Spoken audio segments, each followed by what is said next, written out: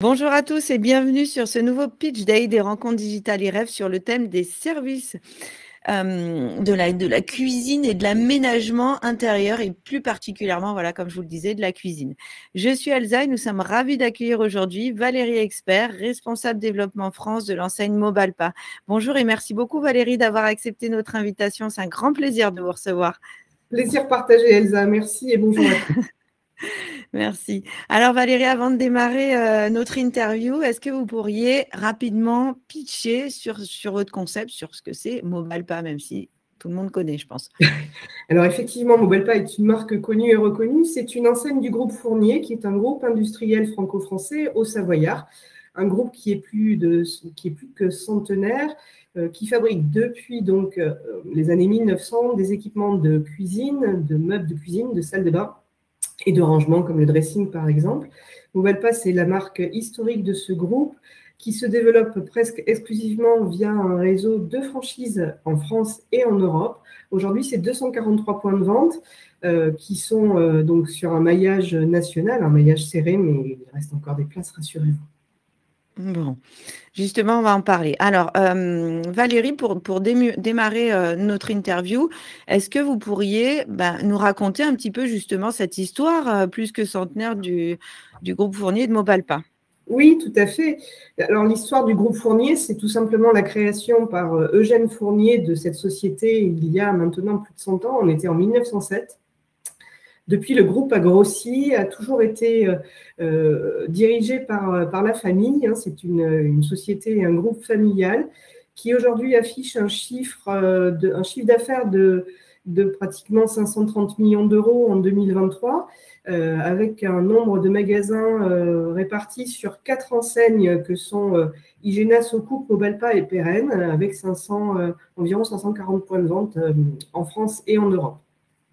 Sur ce groupe qui est vraiment un spécialiste de la fabrication du meuble de cuisine, du meuble de salle de bain et de l'agencement sur mesure, nous nous déployons via un réseau de franchise chez Mobalpa, qui est l'enseigne historique. Nous avons fêté nos 75 ans, hein. Nous sommes nés en 1948, c'est bien. C'est une marque qui est connue et reconnue, où nous nous développons depuis donc, les années 50 en réseau de commerce associé. C'est aujourd'hui un acteur majeur du secteur de la cuisine en France, mais également une enseigne qui est capable de distribuer sur d'autres secteurs de l'aménagement de l'habitat, comme, je vous le disais tout à l'heure, la salle de bain, ou encore tous les équipements meubles très personnalisés et sur mesure, comme par exemple le dressing, la bibliothèque, le bureau, ou encore les têtes de lit, des meubles meublants. Nous sommes capables de tout produire et de tout proposer à nos clients qui sont aujourd'hui des CSP+, chez Mobalpa, qui sont propriétaires de leur logement et qui ont passé la barre des 35 ans. Donc une clientèle un peu plus mature que certaines autres enseignes du groupe Fournier. Nous sommes très attachés à la qualité, nous sommes très exigeants sur la qualité non seulement de nos produits, mais également de nos services. Et c'est vrai qu'aujourd'hui, nous sommes très fiers d'afficher un 60 de NPS, c'est très bien. Sur le marché, c'est exceptionnel. Et sur des points de vente qui, aujourd'hui, représentent environ 1,7 million de chiffre d'affaires annuel pour une rentabilité en bas de page de 4,5, résultat net après impôt. Donc, c'est un modèle qui, non seulement est connu, reconnu, mais qui est rentable. Ok. Et justement, comment vous vous positionnez sur le marché de l'aménagement et de la cuisine? Eh bien, Mobalpa est l'enseigne classe affaires du groupe Fournier, on va dire. Donc, c'est un positionnement premium accessible. Ok. Voilà. Donc, aujourd'hui, vous l'avez dit, il y a quand même un certain nombre de franchisés, 240 et quelques. Oui, 245 points de vente en France, environ 180 franchisés, tout simplement parce que certains d'entre eux sont des multi-sites. On a des franchisés émérites qui ont jusqu'à 8 magasins Mobalpa et qui se développent également sur d'autres marchés de la cuisine avec nos autres enseignes, comme Socoupe par exemple, ou encore Pérenne, ou bien Igena qui est une enseigne naissante. Oui, c'est-à-dire qu'un franchisé, il peut avoir un magasin Mobalpa, un magasin Socoupe, il peut aussi se diversifier dans ses propositions. Parfaitement. Ça lui permet de couvrir la totalité des segments du marché de la cuisine, notamment. Donc ça, c'est très bien. Ok. Et il est très fort. Ok. Et quels sont vos objectifs de développement à terme? Alors, nous visons effectivement la couverture nationale maximale. Hein. Nous avons 245 points de vente. Il nous reste 100 zones d'exclusivité à Oui, quand couvrir. même. Le calcul. Donc, on a encore beaucoup de place. Et puis, Oui. l'avantage, c'est que c'est un réseau qui est mature. Donc, au-delà de la création de points de vente, ex nihilo, il y a également des reprises qui sont possibles. Tout à fait. Parce que, bien entendu, certains de nos franchisés atteignent un âge où il est normal de faire valoir ses droits à la retraite. Oui, tout à fait. Et alors, dans vos implantations, quel type de secteur géographique vous privilégiez? Est-ce qu'on est plutôt sur du centre-ville? Je ne crois pas. Zone périurbaine, zone commerciale, même zone rurale? Qu'est-ce que vous privilégiez? Ouais. Alors, notre cible prioritaire, c'est la zone commerciale régionale. On aime être au cœur de la bataille. On est fort, donc on en profite pour être dans des zones où le marché est, ouvert, tout simplement, et dynamique. Cela ne nous empêche pas de nous développer également dans les centres-villes des grandes agglomérations françaises. Paris, Lyon, Bordeaux, Marseille, voilà. Nous avons la possibilité d'adapter notre concept de distribution à ces modèles plus city, on va dire, hein, faire des mobile pas city sur des plus petites surfaces avec des équipes plus petites, mais ça nous permet de toucher une clientèle qui demande la proximité de plus en plus, la personnalisation, mais également la proximité de plus en plus. C'est la tendance du marché sur beaucoup de secteurs notamment. Oui, c'est sûr que si j'habite dans le centre-ville de Lyon, je n'ai pas forcément envie d'aller prendre ma voiture et faire 20 kilomètres pour aller dans la zone. Et être sur une zone qui est embouteillée, oui, c'est vrai que…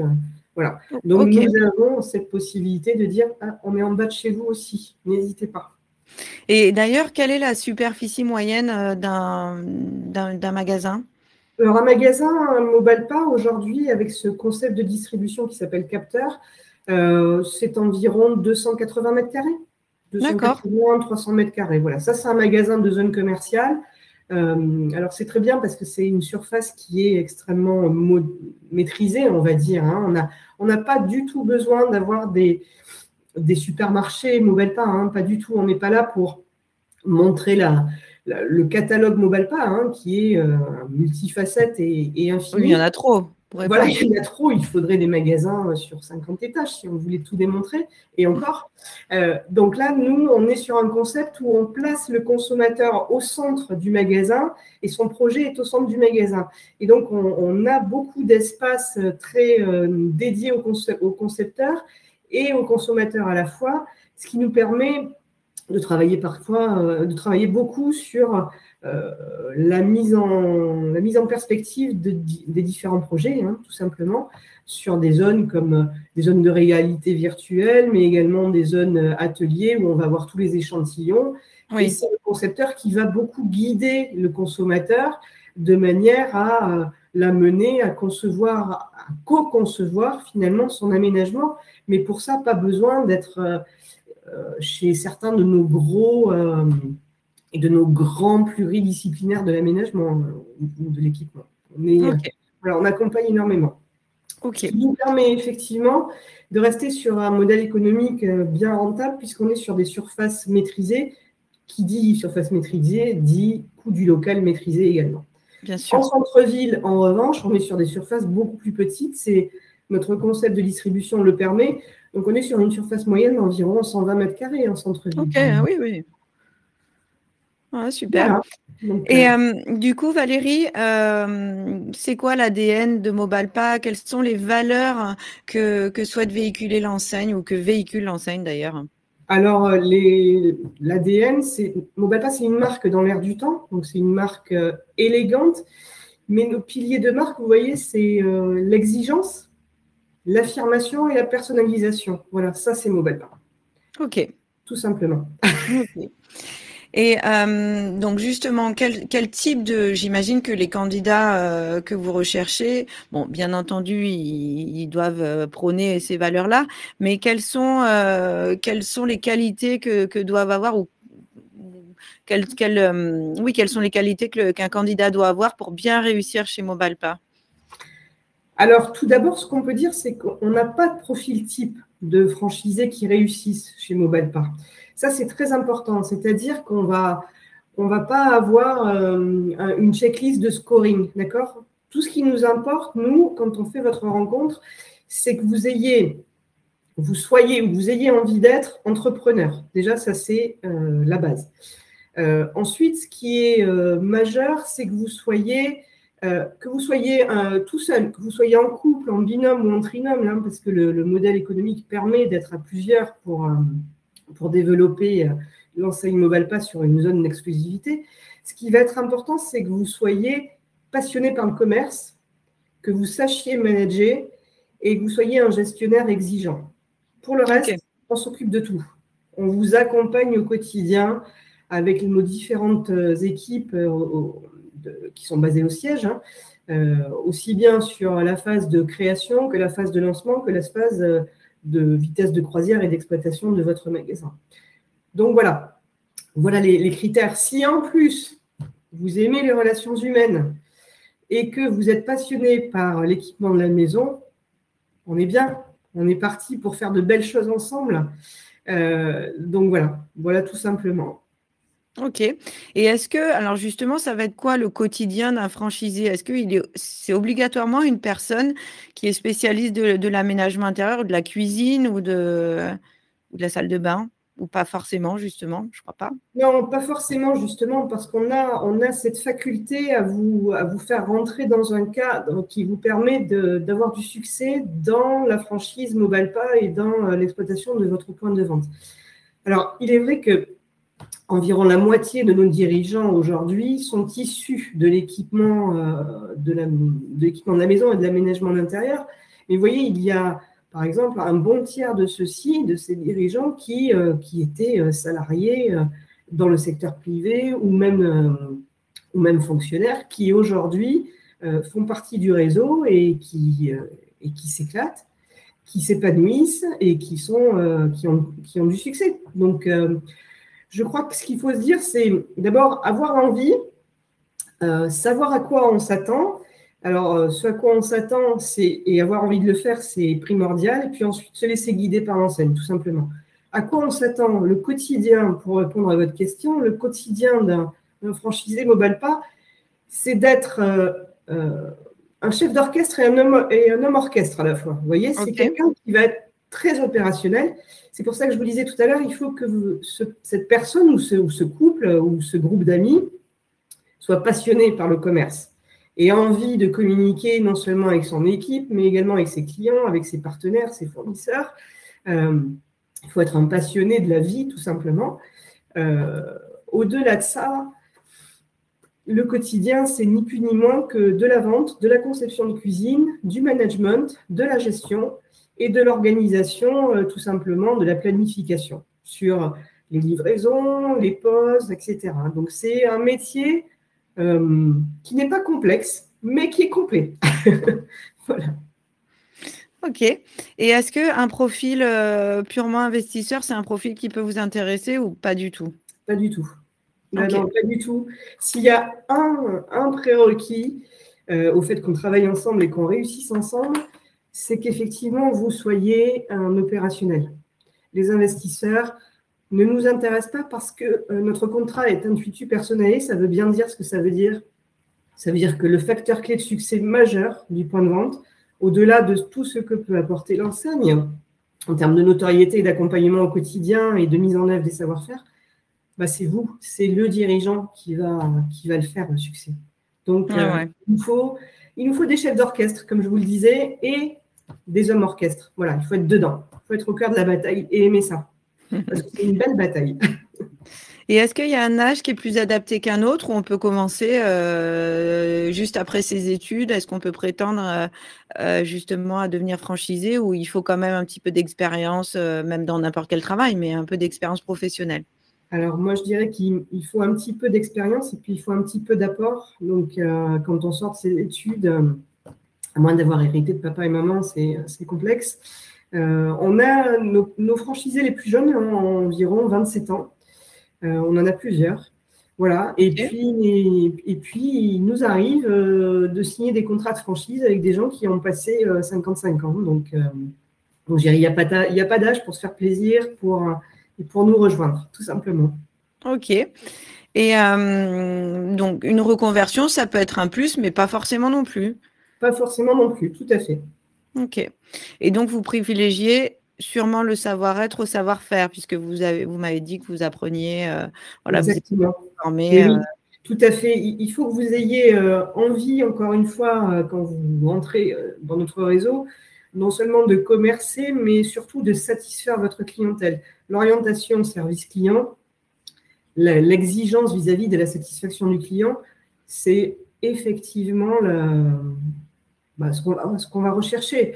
Ensuite, les compétences, on va vous les dispenser et puis on va les entretenir et les faire se développer avec vous par le biais de tous nos services supports qui sont à la fois nos équipes terrain comme les équipes de formateurs coach, les équipes animation de réseau, mais également les équipes siège. Nous avons une école de formation qui est un centre de formation reconnu par l'État, ce qui nous permet de vous former les uns et les autres au métier, par exemple, de dirigeant ou au métier de concepteur-vendeur. Donc, ça veut dire que dès que vous arrivez dans votre magasin, très clairement, vous savez quoi faire. Vous savez éviter les pièges parce qu'il y a les écueils de lancement qui existent. Et puis, petit à petit, on va continuer à vous tenir la main à plus ou moins grande fréquence. Ça dépendra de vous, de vos besoins.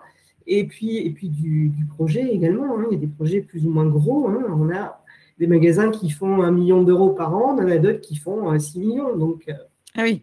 vous voyez, voilà. Ok. Et justement, combien ça coûte de rejoindre le réseau Mobalpa? Eh bien, il faut compter pour créer un magasin ex nihilo, il faut une enveloppe de 350 000 euros en moyenne. Alors, ça comprend à la fois les investissements corporels et les investissements incorporels, comme la formation, les frais d'acte, toutes des choses comme ça. On peut fabriquer un projet à partir de 50 000 euros d'apport.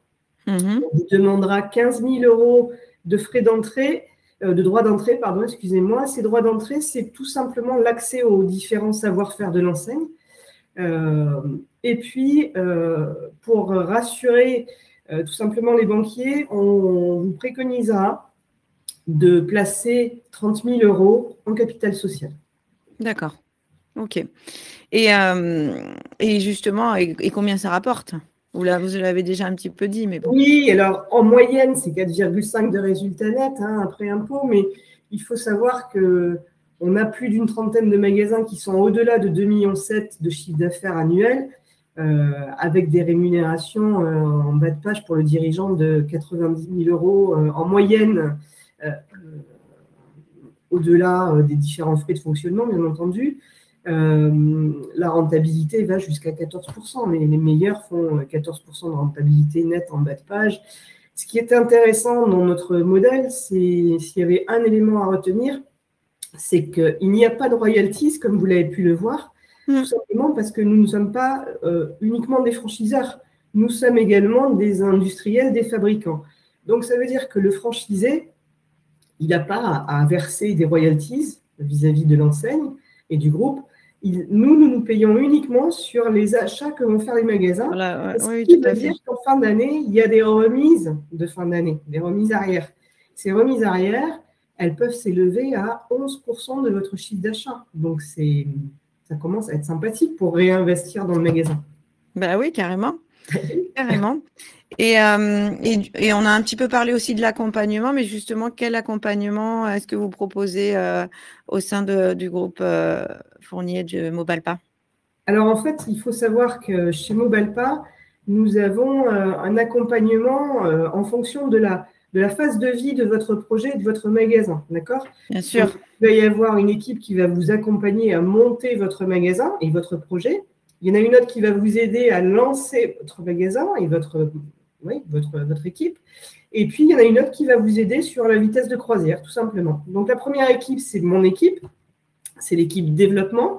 Cette équipe, c'est elle que vous allez avoir en premier. Au premier coup de fil, vous aurez un de mes développeurs ou moi-même au téléphone, ce qui nous permettra d'évoquer votre projet, votre profil, vos envies, vos vos échéances. Donc, de cadrer finalement tout ça et de voir si ça peut fonctionner avec nous, notre stratégie. Donc, il va y avoir une phase d'auto-sélection, on va dire, tout simplement. Ensuite, une fois qu'on se sera tapé dans la main, on se dira, bon, il faut chercher un local. On vous aidera à chercher le local. On vous aidera à monter le prévisionnel qui vous permettra d'aller en banque. On pourra vous accompagner en banque si besoin. Il n'y a aucun souci par rapport à ça. En parallèle, on commencera à faire dessiner votre magasin en fonction du concept de distribution par notre équipe de design commercial. Et puis, on fera en sorte de fixer le plan de recrutement, le plan de formation, le plan de communication. Tout ça étant porté par des services différents du siège. Une fois qu'on a ouvert, les développeurs vous disent au revoir et à bientôt pour l'inauguration, par exemple. Et puis, vont entrer en jeu les formateurs coachs qui viendront dans votre magasin pendant plusieurs semaines pour vous aider à démarrer l'activité, à signer les premiers bons de commande. Et puis, une fois que cette phase de rodage sera passée, eh bien, la prise de relais sera faite par nos amis de l'équipe animation de réseau qui viendront visiter le magasin et vous aider à développer tout simplement et à piloter et votre performance économique et votre performance commerciale. Voilà, on ne vous lâche jamais. Nous sommes extrêmement présents. Vous avez effectivement tout au long de votre activité également la possibilité de lever la main et de dire, moi je suis en réussite, j'ai envie d'un deuxième magasin. Donc là, je reviendrai avec mon équipe. Il faut savoir qu'on se rencontre souvent lors de congrès, lors de réunions de région, lors de commissions, marketing, produits. Voilà, on se croise régulièrement dans tous les cas, même quand on n'est pas sur une phase de développement. Et le réseau est extrêmement animé, on va dire, et collaboratif, non seulement avec les services support de l'enseigne, mais également avec le reste du réseau. Vous n'êtes pas seul, vous avez des confrères avec vous. Ok. Voilà, n'hésitez pas à nous contacter. Oui, justement, Valérie, j'allais vous remercier. Vous laissez le mot de la fin pour conclure, hein, si vous le voulez bien. Oui, nous vous attendons avec vos projets et serons ravis de pouvoir échanger. Nous sommes 6 à la barre dans l'équipe développement, chacun ayant une responsabilité géographique. Et puis, nous avons également une personne avec nous qui est là pour toutes les notions de communication. Ok. Les coordonnées sont facilement accessibles sur notre site et sur notre stand. N'hésitez pas à nous contacter. Nous sommes à votre disposition et serons ravis de créer votre futur. Eh bien, Valérie, en tout cas, merci beaucoup pour tous ces éléments qui ont été, j'en suis sûre, très intéressants et instructifs pour les futurs franchisés. N'hésitez pas à vous rendre sur le stand de Mobalpa pour retrouver, comme le disait Valérie, toutes ces informations et bien d'autres encore, ou prendre directement contact avec elle et son équipe si vous souhaitez démarrer une nouvelle aventure avec Mobalpa. Merci beaucoup, Valérie. Merci, Elsa. Au revoir.